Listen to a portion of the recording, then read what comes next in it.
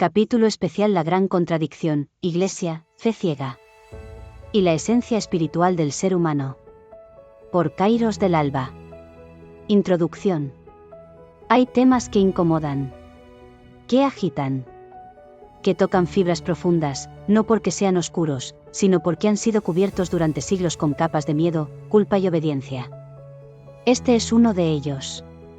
Durante generaciones, se nos enseñó que lo divino estaba afuera, que debíamos rendirle culto a una figura lejana, mediada por hombres con poder y túnicas, que hablaban en nombre de un Dios que nadie veía, pero todos temían. Y así, lo que pudo ser una conexión directa con la fuente, se transformó en una estructura que dictaba qué pensar, cómo vivir y a quién obedecer. Hoy, en medio del estruendo de un sistema que se tambalea, somos muchos los que ya no podemos silenciar el eco de la conciencia. Ya no nos basta con rezar sin sentir. Ya no podemos cerrar los ojos ante la incoherencia entre lo que se predica y lo que se vive. Ya no nos sirve una fe que castra, condena y limita. Este capítulo no es un ataque. Es una invitación a cuestionar, a mirar de frente, a diferenciar la espiritualidad verdadera de las jaulas que la han intentado contener. Porque la fe auténtica no se impone, se despierta. Y la divinidad no necesita templos de piedra. Vive en cada célula de quien decide encender su fuego interior. Capítulo 1. La devoción sin conciencia. Hay un tipo de fe que no nace del corazón, sino del miedo. Una fe heredada, repetida, sin haber sido nunca sentida. Una devoción que se acepta como norma, y no como verdad interior. Desde pequeños, muchos aprendimos que había que creer. No porque lo sintiéramos, sino porque era lo correcto. Porque así lo mandaba la tradición, la familia, la cultura. Porque era pecado cuestionar. Y entonces, se reza sin alma. Se repiten mantras sin presencia. Se asiste a rituales con el cuerpo, pero con el espíritu ausente. El problema no es la fe. La fe verdadera es un fuego sagrado. El problema es cuando la fe se convierte en obediencia ciega, en miedo a pensar distinto, en temor a mirar dentro de uno mismo. Porque una fe que no permite preguntas no es fe, es sumisión. Y esa devoción sin conciencia ha sido uno de los instrumentos más eficaces para alejar al ser humano de su propia divinidad. Capítulo 2. La Iglesia como institución de control.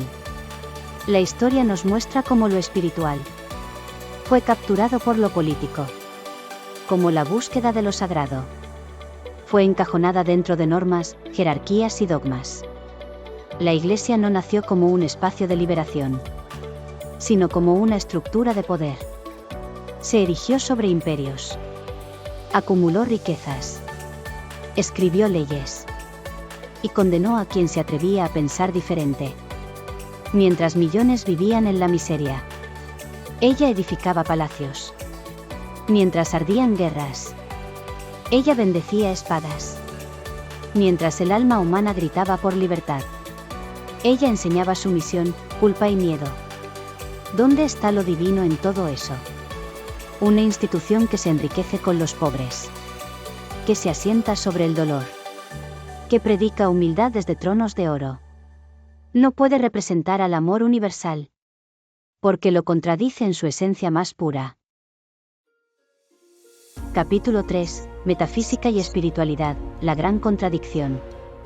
La metafísica nos dice que somos energía, que somos conciencia, que lo divino no está en las alturas, sino en nosotros mismos. Pero la Iglesia enseña lo contrario. Que nacemos pecadores, que necesitamos redención, que solo a través de sus ritos y sus figuras podemos salvarnos. Y ahí está la gran contradicción. La espiritualidad verdadera expande. La institucionalizada encierra. La primera te lleva a conocerte, a integrarte con el todo, a vibrar en amor y unidad. La segunda te condiciona, te fragmenta, te hace sentir indigno por ser humano. No son caminos compatibles. Y el alma, cuando despierta, Lo sabe. Capítulo 4. Miedo, culpa y castigo, el lenguaje del poder. Durante siglos, el miedo ha sido la lengua oficial del dogma.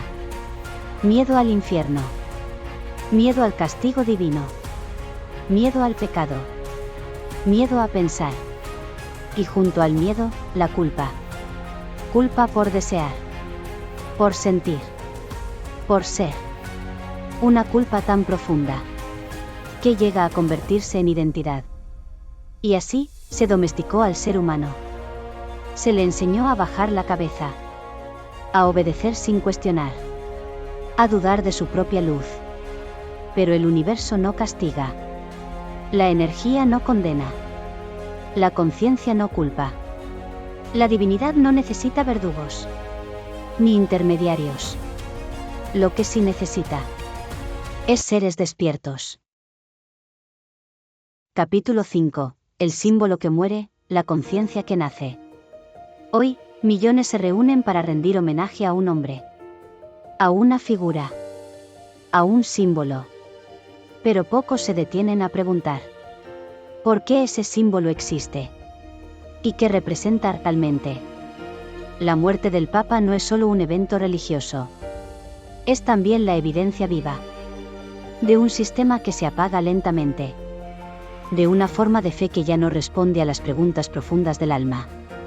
Porque mientras miles caminan a rendir culto, muy pocos caminan hacia la frontera del dolor real, del hambre, de la guerra, de la injusticia.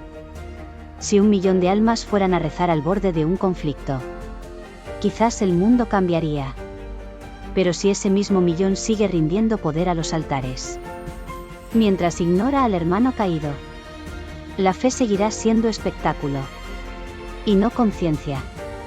Hoy, más que nunca, necesitamos volver al origen, a la llama interior, a la verdad sin templos, a la espiritualidad sin dueños. Que muera el símbolo, y que nazca la conciencia. Esto es un punto de vista y la valoración a los ojos de lo espiritual desde el respeto. Aquí se despide Kairos del Alba. Si lo que compartimos resuena contigo, puedes dejar un me gusta o suscribirte al canal. Es la forma más sencilla de saber que vamos caminando en la dirección correcta, y que deseas seguir compartiendo estos momentos de conciencia juntos. Un abrazo espiritual. Kairos del Alba.